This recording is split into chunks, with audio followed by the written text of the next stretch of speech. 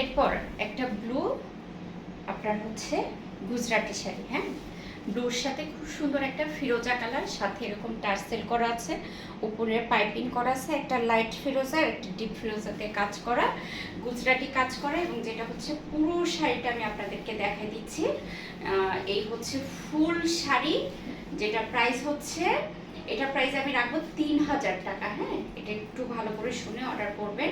আপনি 100 টাকা বিকাশ করে দিবেন, দিয়ে বাকিটা হচ্ছে ক্যাশ অন হোম ডেলিভারিতে নিতে পারবেন। চলেন শাড়িটা একটু ধরে দেখি যে আপনার কেমন কুচি দিলে বা কি হয় এগুলো সব কুচি দিয়ে আমি এটা দেখাই দিই আপনাদেরকে।